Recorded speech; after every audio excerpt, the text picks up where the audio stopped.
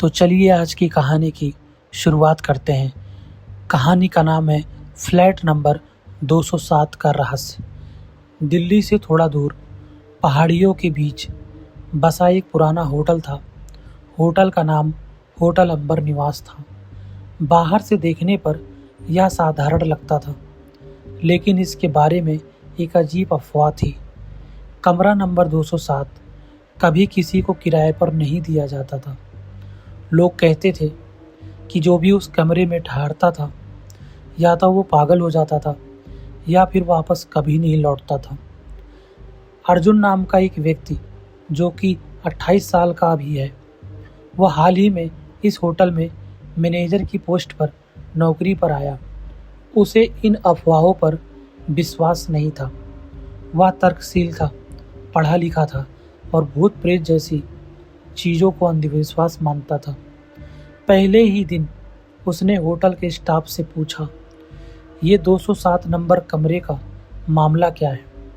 सब चुपचाप हो गए।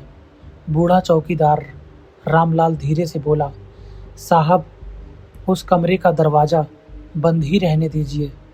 जो भी उस कमरे का दरवाज़ा खोलता है वह बहुत पछताता है।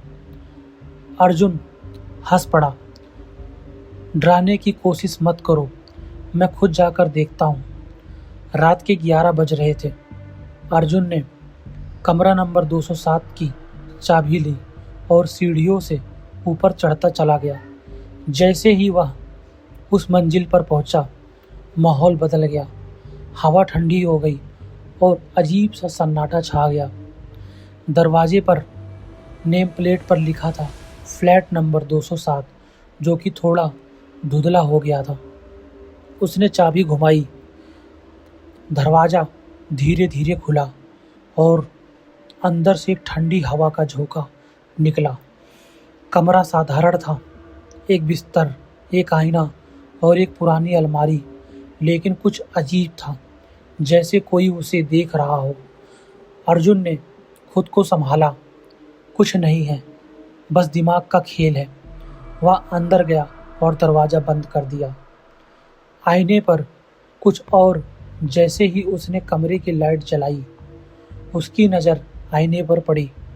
आईने में उसका प्रतिबिंब तो दिख रहा था, लेकिन उसके पीछे कोई और खड़ा था।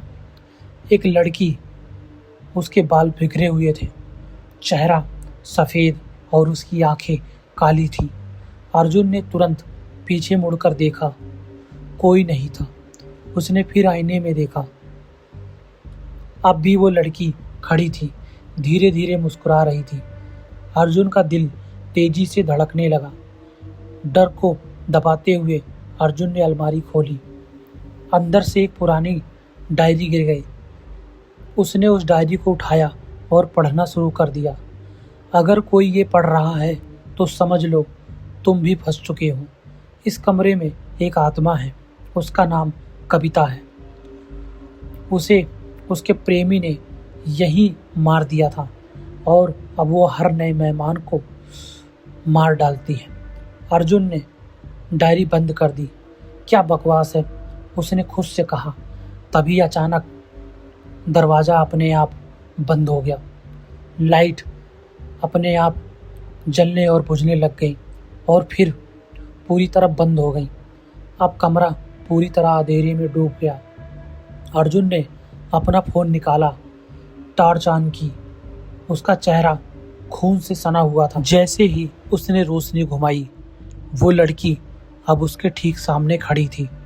उसका चेहरा खून से सना हुआ था। वो धीरे से बोली, तुम अब मेरे साथ रहोगे हमेशा। यह बोलकर वह हंसने लगी। तभी अर्जुन चीख पड़ा और दरवाजे की ओर दौड़ा, लेकिन दरवाज़ा नहीं खुला। वो ज़ोर ज़ोर से उस दरवाजे को खींचता रहा। खुल जा, खुल जा। पीछे से कदमों की आहट आई। धीरे धीरे कोई उसके पास आ रहा था। उसने पीछे मुड़कर देखा। वही लड़की थी, अब उसके बिल्कुल पास थी। उसकी आंखें खून से सनी हुई थी।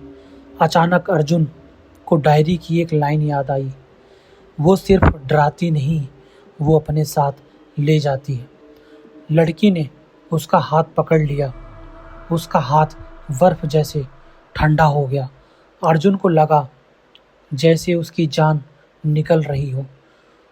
सुबह जब होटल का स्टाफ ऊपर कमरा नंबर 207 का दरवाज़ा खोलता है, कमरे में खून फैला हुआ होता है और अर्जुन का सर धड़ से अलग हुआ होता है और आईने पर लिखा हुआ आता है, अब हम दो हैं। आज भी होटल शांति निवास में कमरा नंबर 207 हमेशा बंद रहता है, लेकिन कभी-कभी रात के समय उस कमरे से चीखे की आवाज़ें सुनाई देती हैं। इसी के साथ हमारी ये कहानी पूरी होती है। अगर आपको कहानी अच्छी लगी हो तो चैनल को सब्सक्राइब करें और वीडियो को लाइक करें और कहानी को सुनने के लिए हमारे चैनल से जुड़े रहें। तब तक के लिए